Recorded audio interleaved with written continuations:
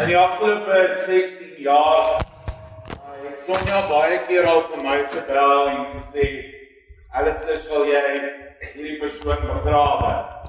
En so het ek al baie begrafnisse gedoen wat ek nooit sal vergeet nie. Maar hierdie ding het dit impak op my gemaak.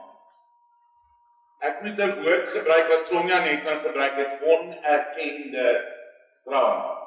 Hoeveel keer in die bediening, en ek sal 35 jaar in die bediening, hoeveel keer het 'n mens met 'n dame en 'n pa wat 'n miskraam gehad het, net mooi woorde gesê en nie regtig gesê hoe diep daai pyn is.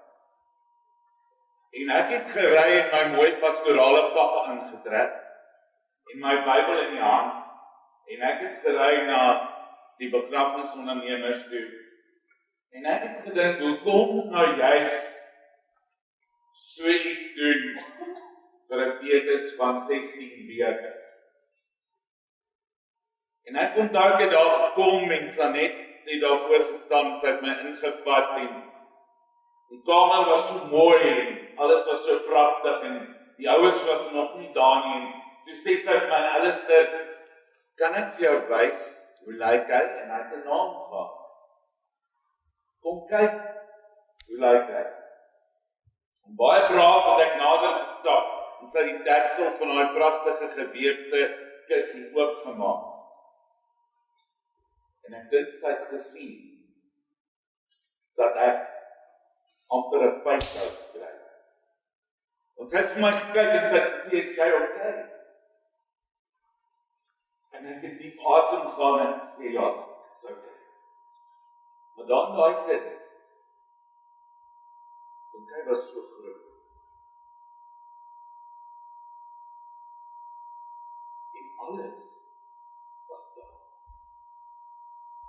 Die armpies, die beentjies, die lyfie, die koppie, die penis, alles was daar.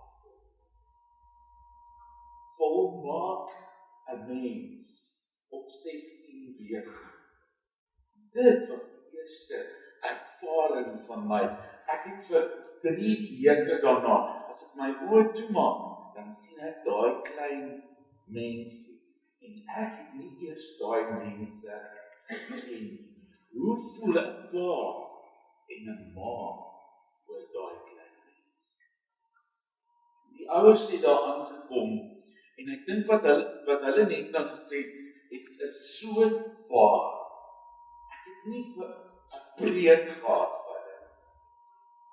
Ek was nie daar. Ingestap, hulle het hulle dogtertjie saam met hulle oupa en ouma saam. En hulle het vir my vreemde goed gedoen. Maar iets wat julle vanaand gesê het, is so waar. Mense rou op verskillende maniere. Hierdie ouer paar het elkeen 'n brief geskryf wat hulle in daai kussie wou sit. Hulle het foto's geneem van oupa en ouma en van sussie en hulle het dit in die kus gesit. En dan dink ons, hoekom? Maar terwyl hulle dit doen, ervaar ek en ek het nooit hysterie ervaar nie. Daar was so 'n kalm berusting, maar 'n wonderlike ervaring om saam met hierdie mense te kan afskeid neem van 'n mens. Hy was nie so groot. Hulle het hom op 'n stadium het hulle hom uitgehaal en so in hulle hande gehad. Ek het nie hoor. Maar kon saam met hulle stap. En die pappa het daai kussie in sy arm gedra na die lijksvaart toe. Ons het weer by die lijksvaart gebed gedoen. Toe die lijksvaart so weggaan. Hulle gesê, wat 'n voorreg. Wat 'n voorreg, ek het al mense van 98 jaar oud begrawe, babietjies van 3 maande, 6 maande, maar wat 'n voorreg om 'n fetus van 16 weke vir 'n ouer pa die geleentheid Baie dankie Alistair, dankie vir jou besondere deel ook van hierdie gebeurtenis. Sonja? Jaco, in 6 maande het ek nooit weer van hulle gehoor nie. En gisteraand 10:00, toe kry ek die SMS. Dear Sonia and team, our apologies. This thank you note has taken so much time to send to you. It has been a difficult time for us. We wanted to thank everyone involved in helping us say goodbye to our little boy in a dignified manner. We were met with such warmth, compassion, respect and commitment from everyone at Sonia Smith's funeral homes. A special thank you to Nikki who provided us with a much needed pillar of support and went the extra mile. We fully support your cause to change the regulations in respect of early births and hope that the future holds a more dignified goodbye for all the little ones. Many thanks and God bless. Dit is terug vir Alistair wat nie is hier vanaand.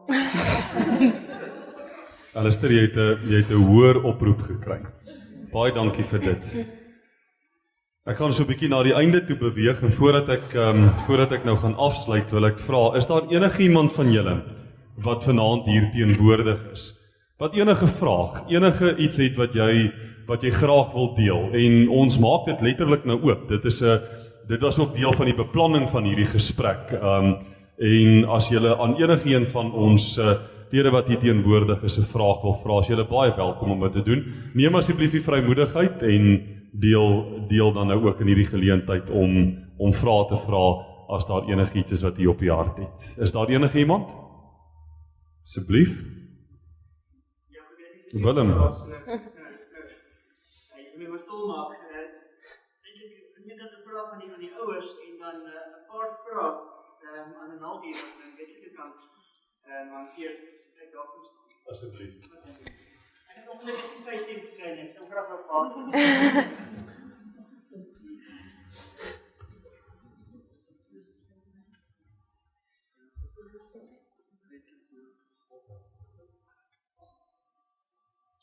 Kan julle my hoor? Aha. OK. Ek kan nie hoor, my is nie goeie maatjies nie, maar goed. Miskien gaan die eerste vraag net aan die ouers, want blykbaar is dit een van die goed wat 'n mens baie vinnig beleef in enige trauma. En hoekom ek dit spesifiek vra is, soos gesê net, een van die mees onerkende traumas waar die mens kan gaan. Maar een van die predikante in ons ring, het sy idee daarin gedoen as ek het reg verstaan. So hy het my wel 'n bietjie vertel hiervan, maar die skuld wat jy beleef, is daar skuld wat ek dink veral van die ma se kant af partykeer meer, maar is daar skuld wat jy beleef het met jou kind wat nie oorleef het nie in die eerste plek en dan hoe kom jy daardeur? Wat het jy gemaak om dit te verwerk, want ek dink veral vir ons as predikante om mense daardeur te begelei is een van die moeilikste goed. Hoe doen 'n mens dit? Sure, ek weet nie. Ja, jy voel skuldig. Jy voel, maar kon ek nie vroeër geweet het ek is in kraam nie. Dion was my eerste babatjie gewees en ek het myself blameer want ek het van daai oggend af seer gehad, maar ek het ook die dokter gekontak en hy het nooit teruggekom na my toe nie. Maar ja, jy voel, kon ek nie maar rustiger gewees het of kon ek nie maar gister nie daai trappe geklim het of het ek nie dit of het ek nie dat nie of jy stupid goed soos het my broek se rek nie dalk te styf gesit of so iets nie, maar ja, ek dink jy blameer jouself verskriklik baie en ewen na die tyd, ek meen hy het 5 dae gelewe en hulle of 4 dae, hulle verwag van jou om vir hom kos te gee en jy as ouer op daai stadium, ek meen jy's in trauma, so dit is net nie daar nie. En jy voel skuldig, jy voel, jy's nie 'n ma nie, jy is nie dit nie, wat is jy? En ek dink in die geval ook waar dit 'n eerste babatjie is, waar jy daar nog nie ander kinders is nie, kom dit dan, okay, nou is my kind dood, dit is nou my skuld, want ek kon hom nie binne in my hou nie, dit is jy 'n vrou is gemaak om 'n baba te dra, en ek kon dit nie reg kry nie, so nou is ek nou vrou, is ek nou nie 'n vrou nie, is ek 'n ma, is ek nie 'n ma nie, want 'n ma het 'n kind, en ek het nou nie meer 'n kind nie. So ja, ek dink skuldgevoel baie, verskriklik baie. Ek dink hoe ek maar daarmee gedeel het was, jy moet maar daaroor praat, en dit wat mense vir jou sê, dink ek tel baie, maar en 'n groot fout wat mense sê, en dis nou so 'n bietjie van dit af is, jou kind is op 'n beter plek. Ek verstaan dis 'n beter plek, maar ek is sy ma en hy was veronderstel om by my te wees want hy is vir my gegee. So moenie dit sê nie, asseblief nie. Maar ja, nee, ek dink, ek weet nie, jy praat met mense daaroor en jy wil hoor, daar's so 'n gedig wat sê what makes a mother en dan dit verduidelik dit baie mooi dat 'n ma is nie noodwendig iemand wat 'n kind het nie. 'n Ma is iemand wat geboorte gegee het. En of jou kind die is of nie, jy bly 'n ma. En ek dink is dieselfde met die skuldgevoel. Jy praat maar daaroor en jy redeneer dit vir jouself uit. Is daar iets wat jy vir my kan sê wat daai skuldgevoel gaan wegvat? Nee, ek dink nie so nie. Nicoline? Ek moet sê mens voel dadelik jy het dalk iets verkeerd gedoen, maar iets wat ek half verskriklik ingehou het tot my familie my gedwing het om met iemand te gaan praat, toe ek hierdie amazing vrou, Zelda Language, gekry. En ek het vir 'n hele paar maande het ek haar gaan sien en sy het op 'n call vir my so ver gekry en gesê ek moet vir hom briewe skryf. Sy sê skryf vir jou seentjie briewe en sê net wat jy wil. En ek het gedink, okay, fine, dit is seker nie so moeilik nie, so ek het sommer op my foon het ek vir myself hierdie e-mails begin stuur, my man het gedink ek so mal soos haas. En toe ek weer by haar kom, toe sê sy, lees vir my die briewe.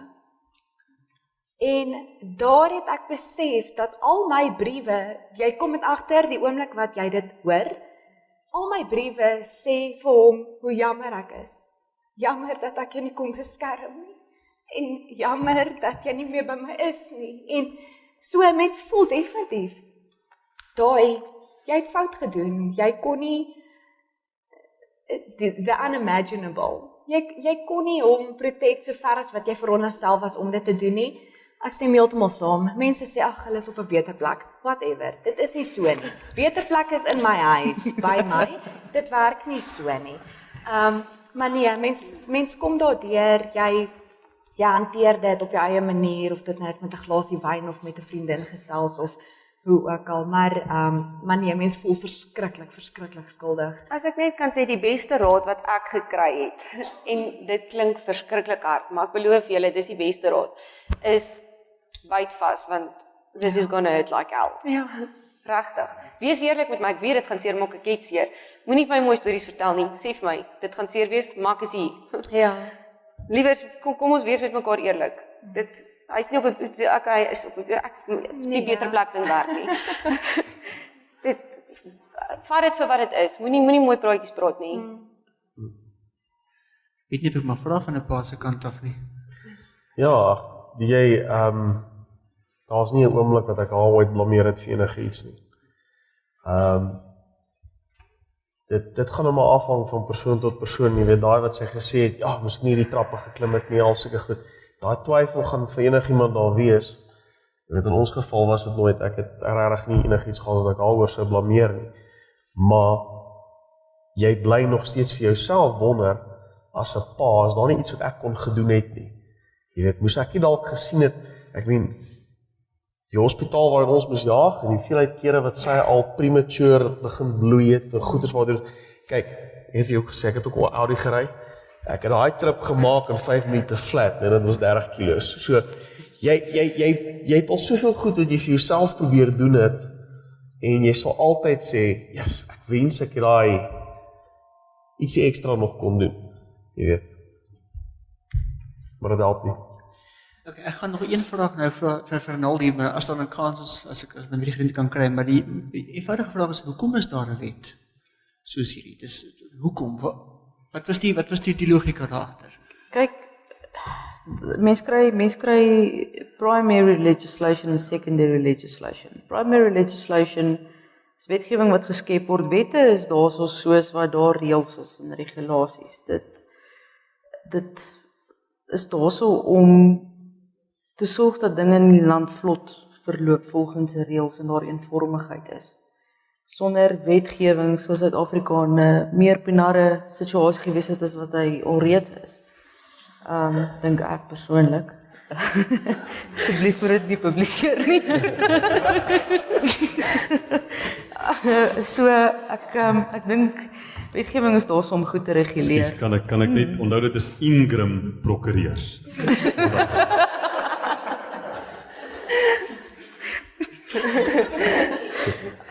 Maar wetgewing is daar soos wat as ek 'n voorbeeld kan gebruik in hierdie situasie. 'n kerk het reëls, 'n kerk het regulasies, 'n sekere prosedures. En wetgewing is presies daai reëls, regulasies en prosedures sodat almal weet wat om te doen in sekere situasies. So die wetgewing bestaan, ja, maar soos ek sê, die wet is geskryf voor die grondwet. So toe daai handves van regte in werking tree, was daai wetgewing nie, was daai wet al 30 jaar geskryf voordat ons nog gedink het aan 'n handves van regte. So ek dink as dit jou vraag beantwoord, wil jy ek moet dit dalk op 'n ander manier bewoord. Nee, ek lei maar net af, met ander woorde, daar was omstandighede voor die tyd wat dit geregverdig het. Wetgewing word geskep uit die gemeenskap uit wat die gemeenskap wil hê. Gemeenereg beteken iets wat ons uit gewoonte uitdoen wat later gekodifiseer raak in 'n wetgewing. So ja, dit kom uit die gemeenskap uit, maar ek dink die gemeenskap se siening rondom dit alles het verander en ook natuurlik die grondwet. So ek dink die tyd is ryp om dan daardie tipe wetgewings te gaan verander. Okay. Baie dankie, Rinaldi. Is daar nog iemand anderste? Daar aan die agterkant asseblief, ek vra dat jy net vir ons hier na die mikrofoon toe sal beweeg asseblief, dat almal net duidelik kan hoor, dat ons net kan deelneem aan die gesprek.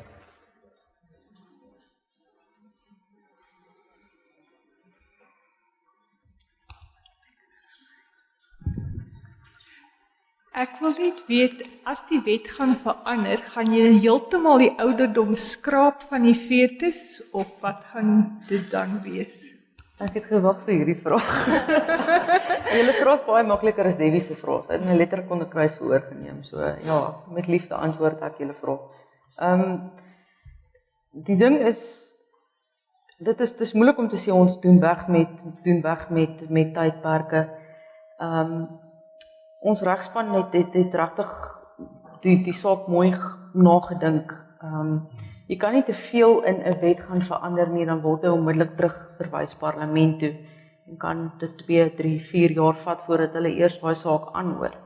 So ek dink die groot ding wat hierso te sprake is om 'n woord in 'n sin te verander, om die hele betekenis van die wet in daardie opsigte te verander.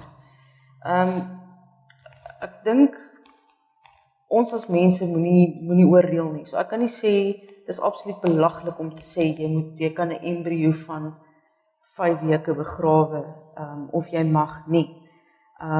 Ek dink dit gaan basies net hieroor dat ons net wil hê ouers moet die keuse gegee word. Hulle moet net kan kies. So as hulle wil kies om 'n fetus van 16 weke vir embrio van 5 weke te wil begrawe, moet hulle daai keuse kan hê. Natuurlik as ons voor die hof kom, gaan dit 'n uitdaging wees om die hof se mening te kry rondom wat hulle bestempel dan as die perfekte ouderdom wat ek nie glo daar bestaan nie. Dit gaan nie vir ons oor ouderdom nie, dit gaan nie vir ons oor gewig nie, dit gaan nie oor die regte van ouers om te kan kies. As dit jou vraag beantwoord, skus. Baie dankie, Rinaldi. Sonja. Ekskuus, is hier nog iemand? Goed, baie dankie. Sonja. Ek wil graag weet, waar is Dr. Gerard Lindekie? Nee, ek dink hy braai. Hy is nie, ek dink nie Gerard is hier nie. Vir die predikante hier teenwoordig, wil ek net graag noem dat Dr. Gerard Lindekie was die eerste predikant wat na my toe gekom het om 'n babatjie wat dood is te dood. En ek weet Jaco doen dit ook. En wat 'n mooi gebaar. En hoekom nie? Ek kan net iets vir die universiteit leer nie. Sonja, ek is nie hier om vrae te beantwoord nie. Nee, dit is baie beslis nie iets wat ons op universiteit leer nie. Ek dink ek gaan dalk miskien hierdie vraag 'n bietjie in die rigting stuur van waaroor ek graag wil hê ons nog moet gesels, en dit is oor daardie posttraumatiese stres wat mense ervaar. Kom ons gesels 'n bietjie oor daardie geleentheid met die antwoord dat nee, ons leer nie op universiteit om hierdie goeders te doen nie. Dis 'n passie. Dis 'n betrokkenheid by mense en ek kan vir julle met groot vrymoedigheid vanaand sê dat dit een van die oomblikke in my lewe was wat my totaal en omver gegooi het. Maar tog helend ook. En vir die ouer paar dink ek baie beteken. Ek wil graag vir Lies Terion vra, sy is 'n traumatoloog, om dalk net ietsie te sê oor posttraumatiese stres wat 'n uitvloeisel kan wees wanneer hierdie tipe trauma waaroor ons vanaand gesels nie reg hanteer word nie. Elise, as jy nie omgee nie asseblief, jy het ook al 'n pad met ons gestap. Dankie, dit is 'n voorreg. Ek wonder of enige iemand hier besef watter groot impak so iets het. Ek wou eintlik die vraag vra, dit mag onsensitief wees. Felicia, julle, weet jy, as 'n mamma haar baba verloor, ons praat oor die verlies van 'n babatjie, en mense wat bang is om met haar te praat daaroor, maar weet julle, haar melk kom in, sy het 'n lyfie wat moet herstel na 'n kraamproses, en niemand dink daaroor nie. Hier staan sy sonder leearms met sulke groot boobs, wat seer is, en sy moet pilletjies drink om die melkies te laat weggaan. Felicia het so saggies verwys, sy moet 'n babatjie kos gee, maar sy is in 'n toestand, en nes enige koei moet hierdie melk sak, en hierdie borste is kliphard. Daar kom nie 'n druppel melk uit nie. Dit moes verskriklik gewees. Ja, niemand dink daaraan nie. Almal sê vir jou, hoor hierdie babatjie moet melk kry, jy moet nou 'n plan maak. En wat maak jy? Wat wil jy moet ek doen? Die posttraumatiese stresversteuring, ek is 'n traumatoloog en ek werk met verskillende tipes trauma. En in my praktyk het onbewus, dit was glad nie deel van hierdie beplanning nie, het daar 2 van my kliënte verbygekom, waarvan een vroutjie 7 babatjies in die wêreld gebring het en eenetjie leef. Sy het by verskeie kere moes sy het miskrame gehad wat in die volksmond is. Sy het 'n babatjie verloor voor jy enigstens ietsie kon uitmaak van hierdie mensie. En dan het sy 'n baba op 16 weke en 2 op 23 weke verloor. En die gesprek wat ons daardeur gehad het, die verskrikking. Sy is 'n verpleegkundige, 'n uiters bekwame verpleegkundige wat die wet ken. Sy het by 3 verskillende geleenthede sy agtergekom haar babatjie, sy gaan haar babatjie verloor. Weet julle, dan klim sy in die bad, sy loop 'n bad vol water uit en sy druk daai babatjie uit. Waar niemand by is, haar man is nie by nie, en dan sit sy, dan bekyk sy daai mensie, Felicia, julle, sy vingertjies, sy volmaakte toonaaltjies, daai oortjies, Alistair het verwys na volmaakte penis. En dan draai Soreka hom in 'n waslappie toe en sy gee hom vir die hospitaal, want hy is mediese afval. Die verskrikking, nou kom ek by my vakgebied. Mens, die grootste simptoom van posttraumatiese stresversteuring wat voorkom is woede en aggressie. Nou so rukkie dan bars vrou uit of 'n man uit, hulle beklei soos kat en hond en niemand weet hoekom nie. Hulle is tog lief vir mekaar. Dit is die sigbaarste uitvloeisel van trauma in mense se lewe. Blaasaanvalle, motorongelukke, noem dit. Een van die sigbaarste simptome van trauma is aggressie en uitbarstings. Niemand bring dit in verband met wat ons beleef nie. Wat ek hiermee wil sê, as jy nog iets wil hê ek moet sê, Sonja, is ons moet mekaar aanmoedig om iemand te gaan sien. Trauma gaan nie net weg nie. Dit gaan nie net weg nie. Ons kan dit wegwens, ons kan sê, ek is okay, en die manne sê so graag, ek is okay, moenie met my praat nie, maar dan gaan staan hy daar agter die lapa, en hy rook een sigaret na die ander, en die trane loop uit sy oë. Of skielik begin hy self medicate, dan slaat hy die een dop na die ander weg. Manne, praat oor jou pyn.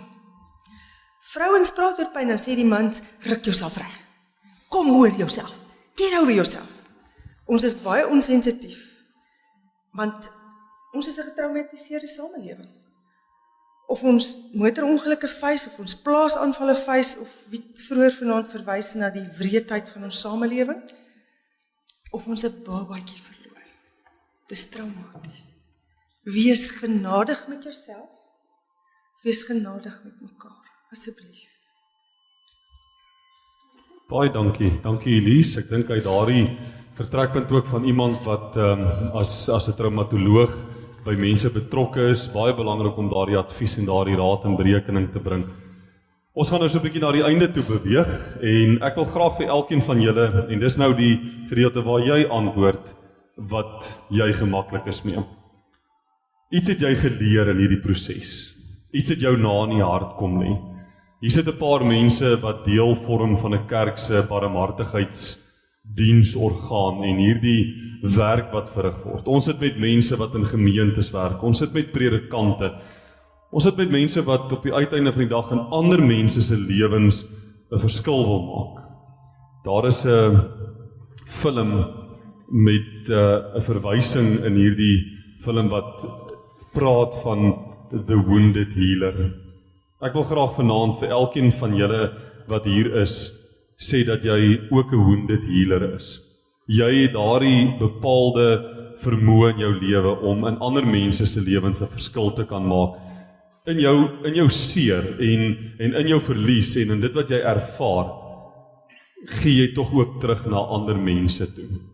En hierdie vraag is, in hierdie seer, kan jy ook genesing bring? Wat is dit wat jy vanaand, met jou bepaalde expertise, met jou bepaalde vertrekpunt, jou menswees, vanaand hier wil deel? Sonja, ek gaan by jou begin. Ek wil graag sê dat die band tussen 'n moeder en 'n ongebore baba begin met 'n gedagte. Die oomblik wanneer jy beplan ek wil 'n baba hê, begin die band. Dan kom die swangerskaptoets positief, die band word sterker. In vandag se tyd, 3D sonar, 4D sonars, kan jy al visueel die baba se gelaatstrekke waarneem. Dan het jy 'n ooievaarsstee. Nou sou jou baba dan doodgebore word. Wat maak jy met al hierdie geskenke wat jy gekry het? Gee jy dit terug? Bære jy dit vir 'n volgende baba? Gee dit weg? Wat maak jy? En dit is so belangrik om nie te vergeet van die pa se rol met die band wat daar bestaan tussen 'n ongebore kind en die ouerpaar nie, want die pa is die een wat die babakamer in gereedheid help bring het. Hy het die baba se bedjie, die kot aan mekaar gesit. En almal het hierdie toekomsverwagtinge van wat gaan eendag, daar gaan 'n matriekafskeid wees, daar gaan 'n troue wees, en skielik is al die drome weg. So dit is 'n baie groot verlies, en as daar iets is wat ek graag net vanaand wil sê, is dit onthou, dis die mees onerkende verlies, maar dit is 'n baie groot en realistiese verlies. Dankie vir die geleentheid. Baie dankie Sonja, dankie vir jou betrokkenheid en ook van ons kant af met hierdie, ek wil dit nie 'n veldtog noem nie, maar met hierdie bepaalde roeping, want ek weet, omdat ek jou persoonlik ken, dis 'n roeping, dis 'n passie, en ons gee ook ons ondersteuning verseker vir jou wat dit betref. Rinaldi, baie dankie van jou kant af. Jaco, dankie julle vir ek dink die ongelooflike geleentheid wat julle geskep het om te hoor direk van 'n mens se hart wat trauma ervaar het. Ek dink uit hierdie hele ondervinding uit met Voice of the Unborn Baby en die mense wat hier langs my sit en al die mense wat ek ontmoet het deur Sonja wat trauma ervaar het as gevolg van die verlies van, ek gaan dit nou noem, babietjie, is nie net 'n fetus vir my nie. Het ek besef, trauma kom in allerlei vorms. Hy kom nie net in die verlies van 'n fetus nie, of die verlies van 'n babietjie nie, kom nie in die verlies van 'n boetie of 'n ma of 'n pa of 'n ouma of 'n oupa of 'n karongeluk of wat ook al die situasie is nie. Trauma kom in alle vorms. En almal van ons, soos Elise gesê het op een of ander mate trauma in ons lewe ervaar. Of dit nou as 'n kind is, of 'n adolescent, of 'n tiener, of 'n groot mens. Almal van ons het dit ervaar. En ek dink ons moet ons mekaar toelaat om op ons wyse met trauma te deel, om daarmee te handel en mekaar te ondersteun, en met mekaar te kommunikeer en te praat en te sê, weet jy wat, ek wil graag hê, jy moet my help en daar wees vir my op hierdie wyse. Ek dink dit is belangrik. Ek is 'n familieregprokureur eintlik en ek sien dit baie in my praktyk ook hoe seer en trauma nie net, ek meen as jou gade op jou verneek moet, dit is trauma. Dit is trauma. trauma vernietig huwelike en dit is 9 uit 10 keer is 'n huwelik wat voor my deur kom klop wat op die rotse is as gevolg van een of ander seer. Net so dit is die ingade se trauma van kinderjare wat nie verwerk is nie. Op een of ander wyse kom dit terug. So wat ek wil sê is van my kant af, deel met jou trauma, laat mekaar toe om met trauma te verwerk soos wat jy wil. En wees net daar vir mekaar.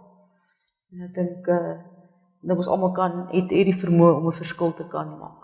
En as daar een ding is wat ek by julle laat is, moenie bang wees om een persoon te wees om 'n verskil te maak in een persoon se lewe nie. Jy weet nie wat dit vir daai persoon beteken nie. Baie dankie Renaldi, Nicoline. Ek dink op hierdie stadium in my lewe, ek wil vinnig ietsie deel. Ek het verskriklik erg na my seentjie se dood, was daar vrae gewees van hoekom, waarom, hoekom ek. En 'n jaar na sy dood is my pa toe nou op sy doodsbed met kanker.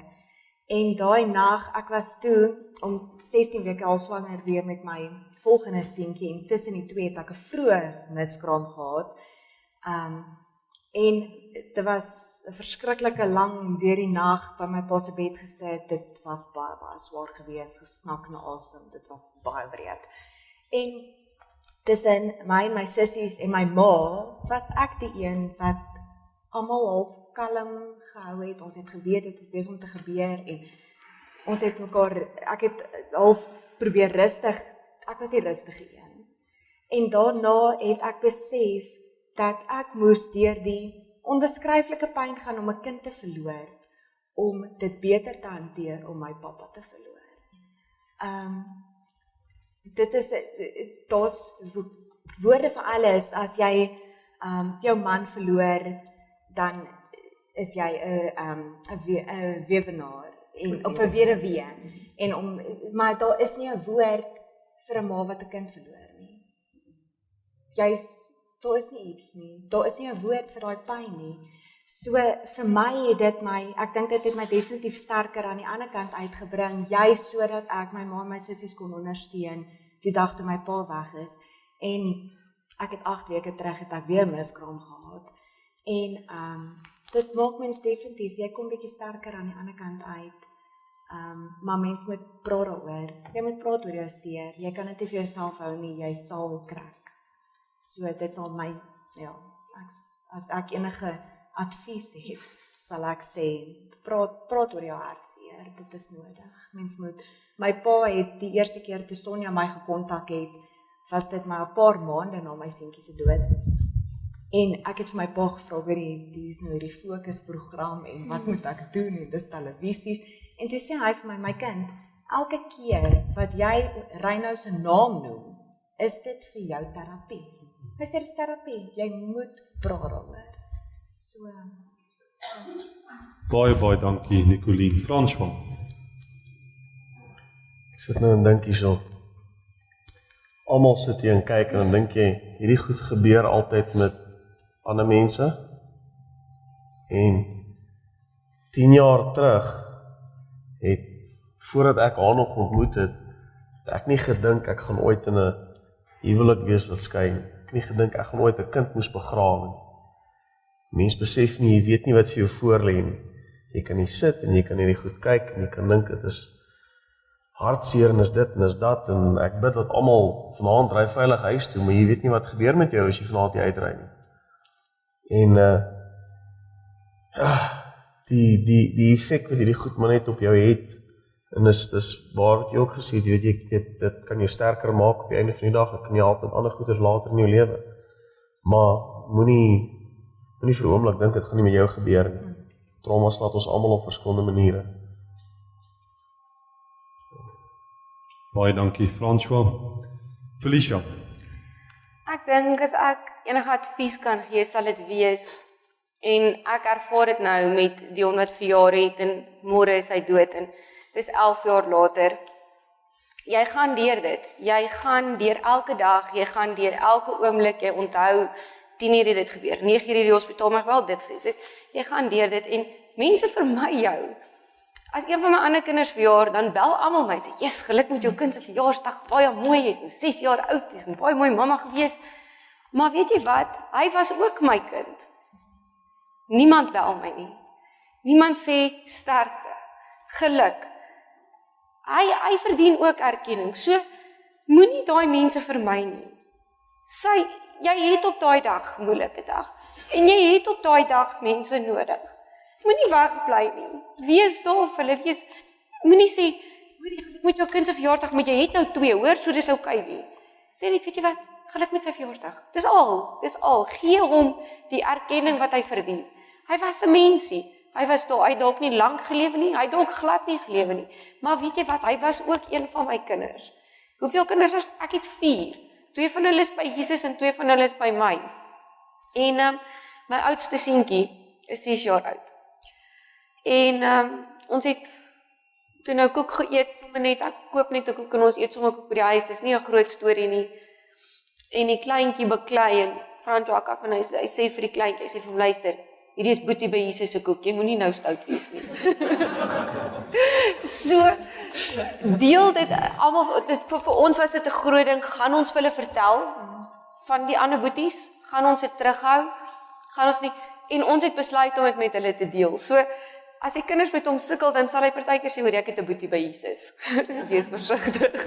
Maar, en ek voel net die wêreld daar buite moet ook daai, ek sou dit waardeer het as, my ma vir 'n voorbeeld sou sê, "Hoorie, net vir ek dink aan jou vandag, geluk met jou se verjaarsdag." 'n Mens het dit nodig. Jy moenie dit afskiet nie, moenie mense vermy nie, want jy het daai nodig. En dit bring vertroosting. Dit maak my dalk hartseer vir 2 sekondes, maar ek beloof jou, oor 5 minute gaan ek baie beter voel as wat ek nie gevoel het. Ja, ek mag dit net nog iets sê. Ons het 'n uitstaltafel wat ek kan sê. Het ons 'n tafel. Ons het die CD's, gesprekke oor rou, nageskrame en stilgeboorte, Brahms se boeke, wanneer woorde ontbreek. Daar's 'n nuwe Afrikaanse boek, nie, maar daar's ook 'n Afrikaanse boek met die naam van Grens, wat ook handel oor hierdie tema. En dan het ek 'n Engelse boekie daar wat ek van Amerika af bestel het, When Hello Means Goodbye. En dit is werklik wat hier gebeur. Die oomblik wanneer jy jou kind die eerste keer groet, is om totsiens te sê. So jy is baie welkom om te kyk daarna en van die CD's te bestel by my of by Brandklopper direk, dit kos dieselfde. Kyk gerus by die uitstaltafel oor die volgende 2 dae en gaan dit beskikbaar wees. Baie dankie van my kant af vir elkeen van julle wat vanaand deelgeneem het. Dankie vir jou tyd. Dankie vir jou insette en vir jou betrokkenheid. Ons gaan vir die volgende 2 dae gaan ons bietjie met hierdie bepaalde tema van trauma besig wees en ons gaan natuurlik ook uit verskillende invalshoeke daarna kyk.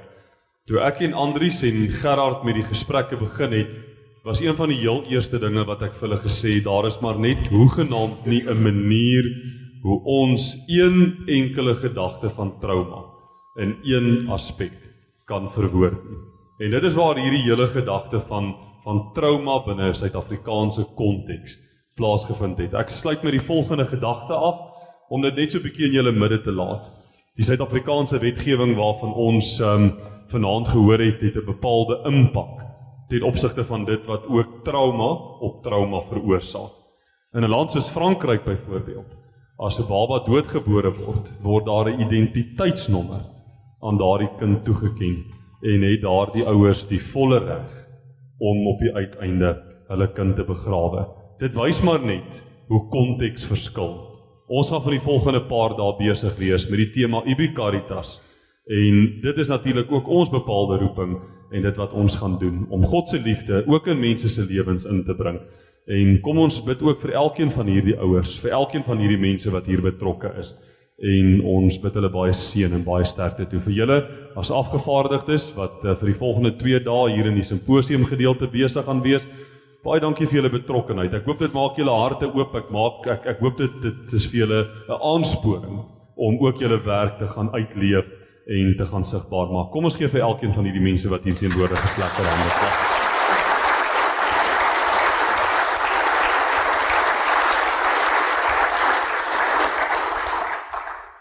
Ons wil graag net so ietsiekie van dank ook vir elkeen van u oorhandig asseblief.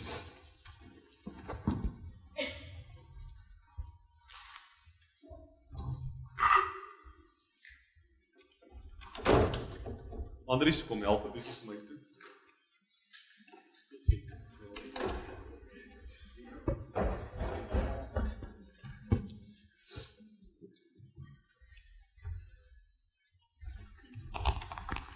Alistair, as jy en Elise vir ons ook net hier na vorentoe sal kom asseblief.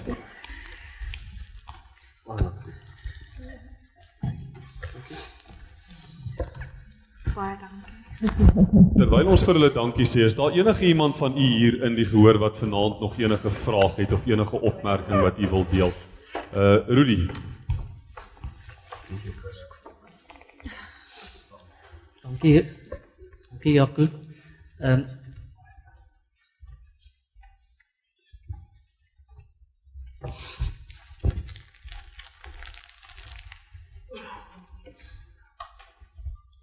Baie dankie ook aan die gaste wat met ons gedeel het. Julle het so 'n bietjie daarna verwys, net so deurgeskemer en miskien gaan dit in die volgende 2 dae na vore kom. Maar dit gaan oor die geestelike aspek. Baie van ons is dominees hierso, ons werk vanuit 'n kerklike perspektief. Dat Sonja ook gesê het, bly partykeer eerder stil. En ek sou graag, dis miskien maar dalk net 'n klip in die bos, maar net instemmend dalk sê dit was 'n probleem al dan nie. Mense wat met op 'n geestelike vlak die trauma vererger het. Deur te sê Jesus het die mooiste blommetjie kom pluk. Of dit was die wil van die Here gewees. Of jy verstaan nie nou nie, jy sal eendag verstaan. Ek het byvoorbeeld 'n kleintjie dood aan daardie term Jesus het sy mooiste blommetjie kom pluk. Ek wil net graag weet, was dit ook vir julle 'n stryd gewees dat juis vanuit 'n perspektief dat die kerk, die Christene antwoord moet gee, dit eintlik moeiliker maak? Ja, definitief. Ja, ek sê dit, ons dominee was die dag wat my seentjie daar was hy ook daar. En ek moet sê, hy het so begin, en toe sê hy net vir my, ek het nie vir jou woorde nie, kom ons bid. So, dis toch beter. Ek sal net ene so sien, dis nou nie met die babatjies, maar toe my pa die dag oorlede is, kan ek onthou, dan kom my ou na my toe op die begrafnis, dan sê hy vir my, ek is so jammer man, Jesus, nou jy sê man, bly stil en loop weg, jy weet nie waarvan jy praat. En dan kom maar 'n vriend aan my toe, wat so 'n paar jaar voor my oorlede is. En al wat hy doen is, hy kyk my net so, hy skud my hand en hy loop weg. En as jy nie weet wat daai trauma is nie, en die opvoedingkie wat jy voor die tyd gehad het, is actually baie excellent geweest, wat die ou gesê het, maar hoe weet jy hoe ek voel? Ja. As jy nie weet hoe die ou voel nie, moenie jouself in sy voete probeer sit nie, bid vir hom en stap weg. Want dit kan partymal, dit kan nou wees. Baie goeie punt.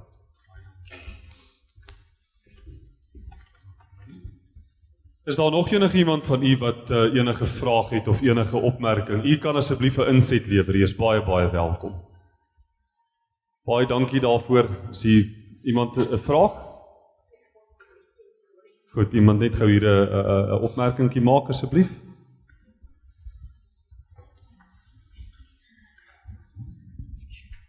Ek wil net vir julle sê, ek wens ek het hierdie simposium 20 jaar terug gehad.